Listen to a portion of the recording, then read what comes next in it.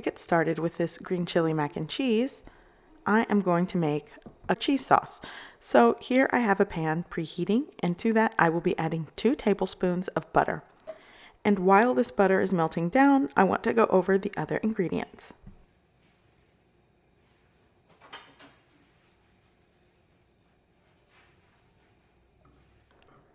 Okay, so I will be using 16 ounces of Asadero cheese. You could use the white cheese of your choice. You could use sharp white cheddar, Monterey Jack, even Oaxaca cheese works. I'm using Asadero. I'm also using 16 ounces of Mexican crema. This is basically Mexican style sour cream.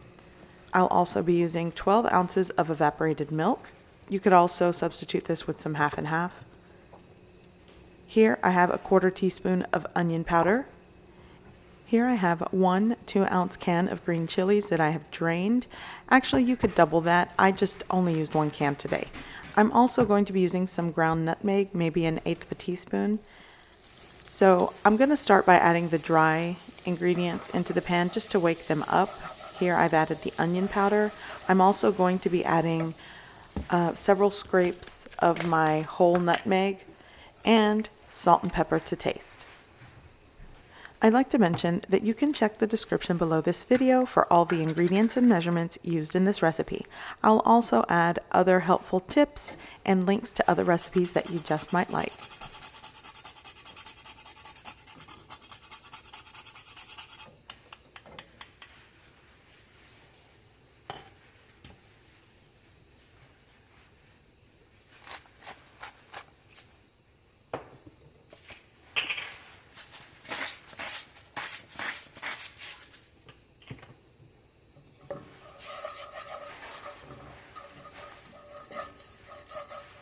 Okay, so now that all of my dry seasonings and spices are in the butter and warmed through, I am now going to add the 16 ounces of Mexican crema.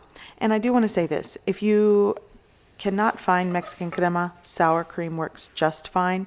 You could also use 1 block of cream cheese, softened cream cheese.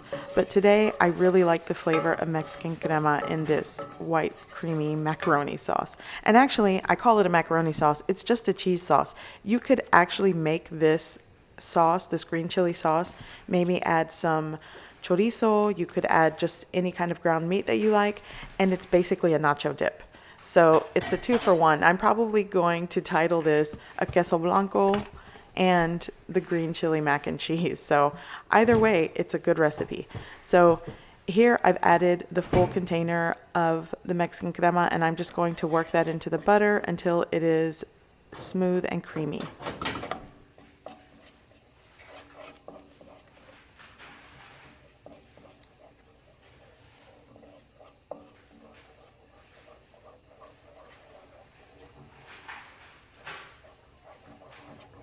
Okay, so the sour cream is worked in, it's smooth and creamy. Now I'm going to add the full can of evaporated milk. Again, this is 12 ounces.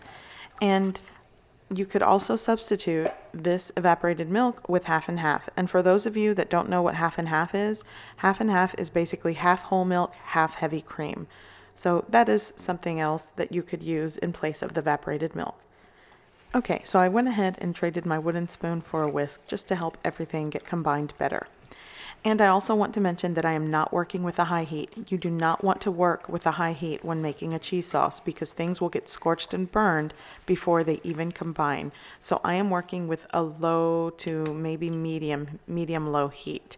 And as you can see, nothing's really bubbling and simmering rapidly, so bear that in mind.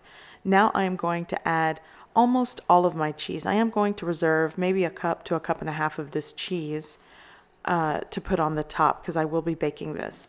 So at this point, just add the cheese that you want in the cheese sauce. And again, you are going to mix and combine this until everything is smooth and creamy.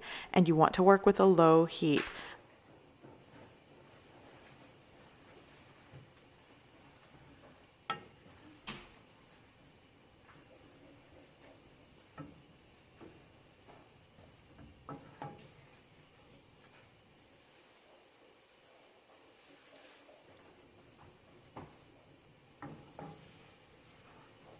Okay, so everything is combined well and melted down. So now I'm going to add my green chilies.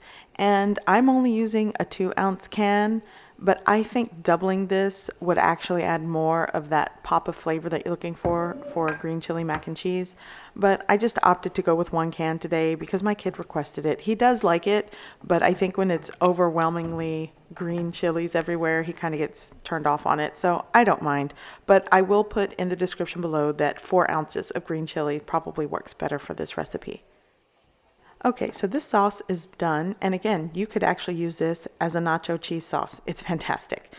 Alrighty, here I have 1 pound of cooked elbow macaroni. These are large elbow macaroni noodles, and you want to make sure you're using 16 ounces or 1 pound of noodles.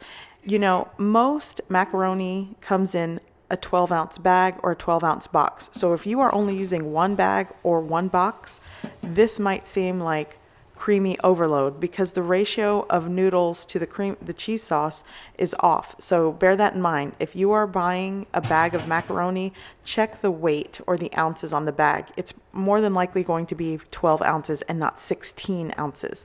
So here I've already combined my noodles into the cream sauce, and I'm just going to mix this well.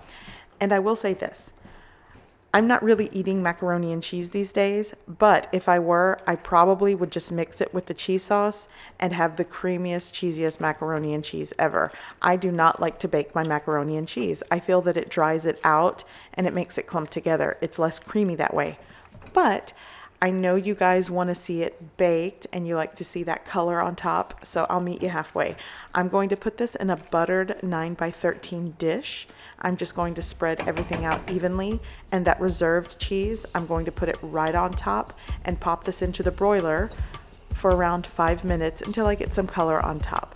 And it tastes great. But if you are a textural eater like I am and you want it smooth and creamy, just don't bake it. So it's up to you, whatever you prefer.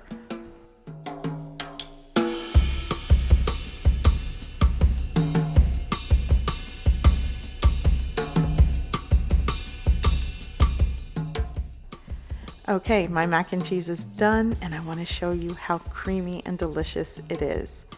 So, I certainly hope you guys give this recipe a try. I hope you like it, and thanks for watching.